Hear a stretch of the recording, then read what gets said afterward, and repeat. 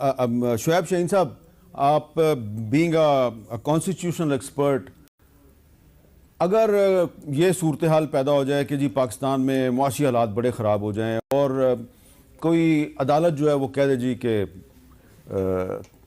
एक financial emergency की सूरत हाल है तो इलेक्शन का माहौल नहीं है तो आप 1 साल आगे ले जाएं। ये सवाल मैंने इसलिए किया कि माजी में मसाले तो मौजूद है ना, आपकी अदालतें जो हैं वो तो मार्शल लॉ को भी जायज़ करार दे देती हैं, तो एक लॉन्ग टर्म इंटरिम गवर्नमेंट तो कोई मसला ही कोई नहीं है। अगर किसी को कहीं से फ़ोन चला जाए तो हो तो सकता है, तो कोई इसकी आइन में गुंजाइश है?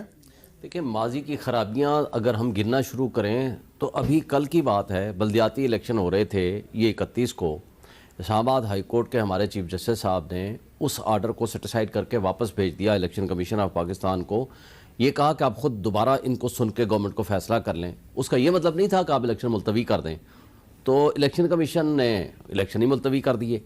गलतियां हमारी अदालतें करती रही हैं माजी में, ये इसमें कोई शक नहीं, लेकिन आपको याद होगा एक इकदाम हुआ था, वो था फौजी अदालतों का क़याम। हमारी राय में वो भी अनकॉन्स्टिट्यूशनल थे, क्योंकि एक सिस्टम के जो अदालतें मौजूद हैं उसमें किसी भी बेशक दहशतगर्दी हो कुछ हो, आप सिविलियन के अदालतों में पेश करें। उस पे जब तमाम पॉलिटिकल पार्टीज ये बैठी और जाकर आइन में अमेंडमेंट कर ली कि जी नहीं, 1 साल के लिए या 2 साल के लिए हम ये पार्ट टाइम ये काम करने जा रहे हैं, गो कि ये हमारे रेगुलर प्रोसेस का हिस्सा तो नहीं है। फिर अदालतों में ये मैटर गया, वो भी डिफरेंस ऑफ ओपिनियन के साथ एक मेजॉरिटी व्यू आया कि ये चूंकि 1 टाइम है और आइन में तब्दीली हो गई है तो लिहाजा हम इसको ओके करते हैं, उसको एक्सेप्ट किया।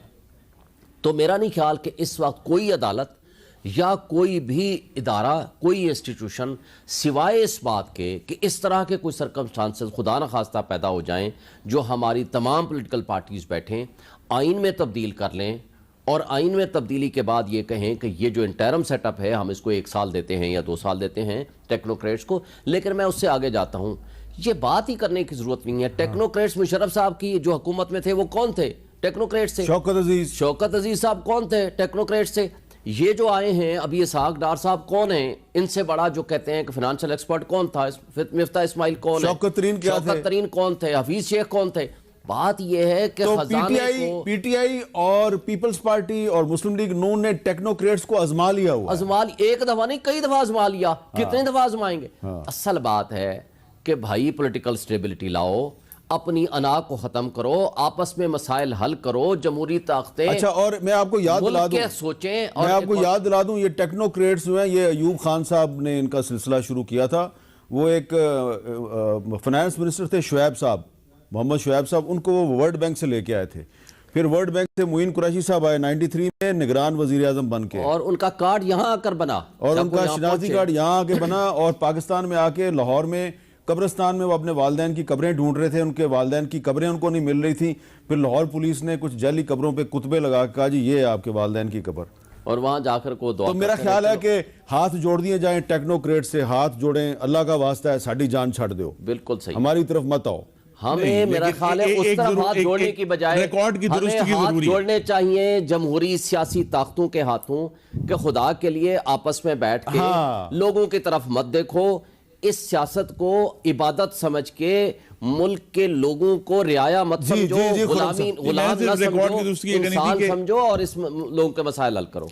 इसहाक डार साहब एक आप कह सकते हैं टेक्नोक्रेट भी हैं, लेकिन वो कौमी असम्बली के मुंतखब रुकन भी रह चुके हैं और मुसलसल सेनेट ऑफ पाकिस्तान के रुकन है। कोई उन्हें अभी नहीं बल्कि किसी वक्ती जरूरत के तहत बने। शौकत अजीज भी एमएनए बने थे ना, फिर तो एमएनए तो वो भी बने थे, लेकिन लाया गया था ना? नहीं, इनको लाया नहीं गया था। ये बाकायदा एक आम इंतखाबात में लाहौर की एक नशिस्त से अवाम की नुमाइंदगी कर चुके हैं, तो लिहाजा इनका जो अगर आप क्रेडिबिलिटी की बात करें तो इसहाक डार की क्रेडिबिलिटी हाई है इन सब लोगों से जिनको मजबूरी की हालत में सेनेट में लाया गया। ये शौकत अजीज को पहले वज़ीर आज़म बना दिया गया और फिर पार्लियामेंट जो है कौमी असम्बली में लाया गया। ये पहले से उनको मुशर्रफ साहब अपनी निगरान हुकूमत में वज़ीर खजाना के तौर पर बना चुके थे। हाँ, तो और फिर उनको बाद में फिर अटक से चौधरी बरादरान की मदद से उनको एमएनए का इलेक्शन लड़ाया गया, और इस दौरान में उन्होंने एक खुद कुछ धमाका जो है उसका भी सामना किया। लेकिन मैं ये आपसे इत्तेफाक करेंगे कि पाकिस्तानी कौम टेक्नोक्रेट से तंग आई हुई है।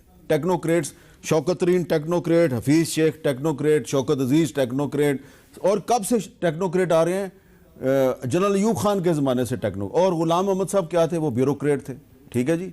आई चुंदरीगर साहब क्या थे? वो भी टेक्नोक्रेट थे। मोहम्मद अली बोगरा साहब क्या थे? वो डिप्लोमेट थे।